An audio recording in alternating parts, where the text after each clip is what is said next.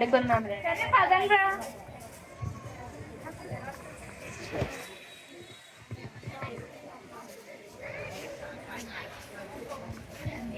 Next day morning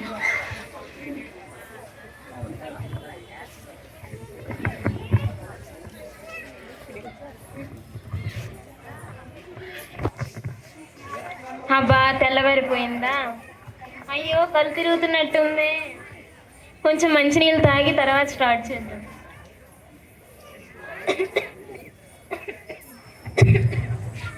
ఎందుకో ఈ దగ్గు అలా ఆగడం లేదే. అయినా పర్లేదు, కొంచెం రెడీ అయ్యి తర్వాత చూద్దాం. నాకే ఇలా జరుగుతుంది. అరే మౌనిక ఇంకా రాలేదేంట్రా?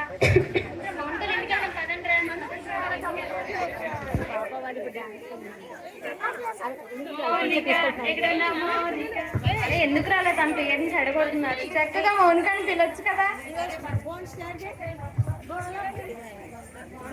ఎందుకు ఇంకా రాలేదు? లేదురా, ఎప్పటికన్నా ఈ రోజు కొంచెం లేటుగా లేచారా. అవునా? డల్గా ఉన్నావు ఏంట్రా? అదేం లేదురా, నిన్న అలసిపోయాం కదా, కొంచెం అలా ఉందంతే. ఏదైనా ఉంటే చెప్పరా, మాతోనే కదా షేర్ చేసుకోవాలి. నువ్వు ఏమైనా ఉంటే చెప్పు, ప్రాబ్లం ఏమైనా ఉంటే. అంటే ఏమీ లేదురా, ఈ 3 నెలలుగా చూస్తున్నాను అలా జుట్టు రాలిపోతుంది, అదే కాకుండా దగ్గు. నాకే ఎందుకో ఇలా అవుతుందిరా, అదే ఆకలి వేయడం లేదు. ఇంకా దగ్గుతున్నప్పుడు ఈ 5 రోజులుగా బ్లడ్ కూడా వస్తుందిరా. సరే పదరా, హాస్పిటల్కి వెళ్దాం. ఎందుకురా చిన్నదానికి? చిన్నదానికి హాస్పిటల్ ఎందుకురా, తగ్గిపోతుంది. లేదురా, తనకు చాలా రోజుల నుంచి బాగాలేదంట కదా. పదరా, వెంటనే వెళ్తాం హాస్పిటల్కి. At hospital. మేడం, నా పేరు పూజిత మేడం.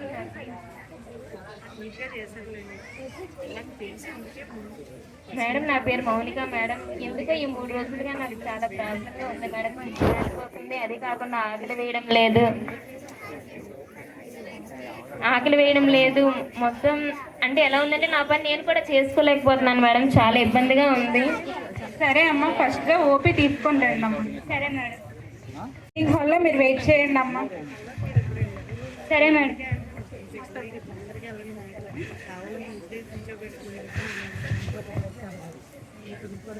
అమ్మ టబితా ఎవరు? రండమ్మా.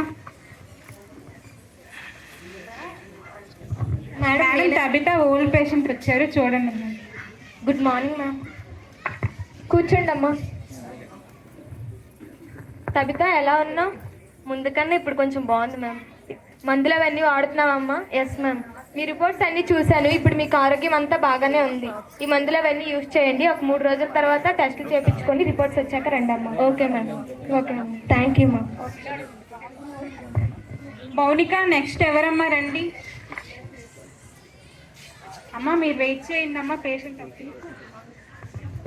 Madam, good morning madam. Good morning అమ్మా. మీ పేరేంటి? నా పేరు మౌనిక మేడం. ఏమైందమ్మా, మీకేం సమస్య? 3 నెలలుగా నాకు అలా జుట్టు రాలిపోతుంది మేడం. ఇలా దగ్గు చాలా విపరీతంగా వస్తుంది మేడం. దగ్గుతుంటే 5 రోజులు బట్టి కూడా రక్తం కూడా వస్తుంది మేడం. ఇంకా అదే కాకుండా ఆకలి వేయడం లేదు మేడం. ఇంకా అలా నా పని కూడా నేను చేసుకోలేకపోతున్నాను మేడం, చాలా ఇబ్బందిగా ఉంది. 3 నెలలుగా ఇలాగే అవుతుంది మేడం. ముందు ఎక్కడ చూపించుకోలేదమ్మా? లేదు మేడం, అంటే చిన్నగా ఉన్నాయి కదా, అందరికీ ఉంటాయేమో అని చెప్పి నేను ఇప్పటి వరకు ఎవరి దగ్గర చూపించుకోలేదు. ఇదే ఫస్ట్ రావడమా అమ్మ? అవును మేడం. ఓకే అమ్మ, మెడిసిన్స్ రాస్తాను, అవి యూజ్ చేయండి. ఇంకా 3 రోజులు టెస్ట్లు రాస్తాను, రిపోర్ట్స్ తీసుకొని 3 రోజుల తర్వాత రండి అమ్మ. Okay madam, thank you madam.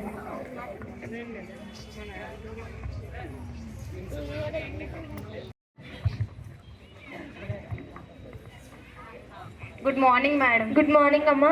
Mounika అవి రిపోర్ట్స్ తీసుకొని వచ్చాం మేడం. అమ్మ, మౌనికకి మీరు ఏమవుతారమ్మా? తన ఫ్రెండ్స్ ఉన్నా. మౌనికకి బ్లడ్ క్యాన్సర్ అనే వ్యాధి ఉందమ్మా. క్యాన్సర్?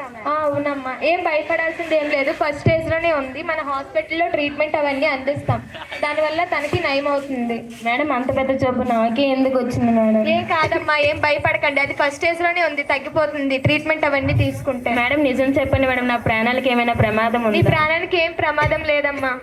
మంచిగా తిని ఆరోగ్యంగా ఉండి నువ్వు ధైర్యంగా ఉంటే ధైర్యమే నీకు ఒక మందులా పనిచేస్తుందమ్మా. నువ్వు ధైర్యంగా ఉండమ్మా, టాబ్లెట్స్ అవన్నీ యూజ్ చేయు. ఈరోజు ఇక్కడ హాస్పిటల్లో జాయిన్ అవ్వమ్మా.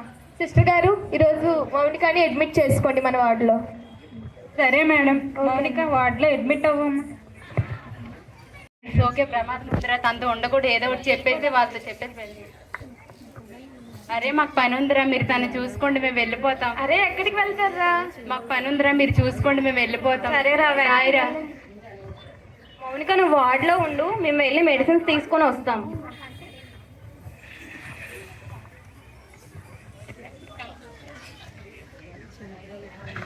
ఓల్డ్ పేషెంట్ తబితాని కలిసిన మౌనిక.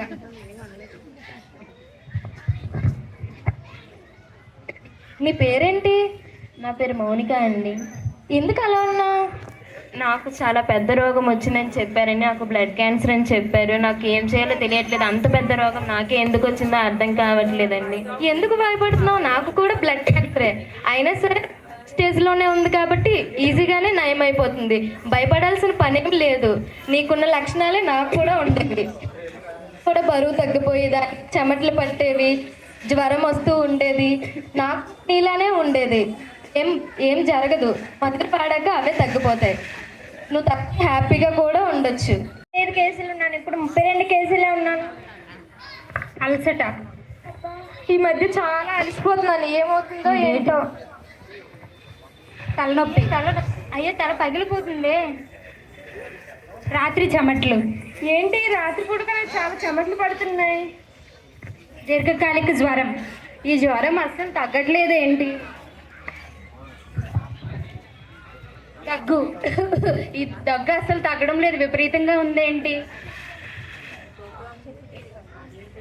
జుట్టు రాలడం.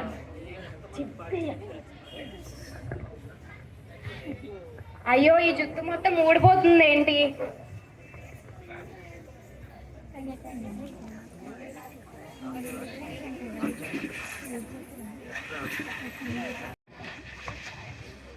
టాబ్లెట్స్ అవన్నీ యూజ్ చేస్తున్నావమ్మా? యూజ్ చేస్తున్నాను మేడం. ఈ రిపోర్ట్స్ అవన్నీ చూశాను, మీకు బాగానే ఉంది.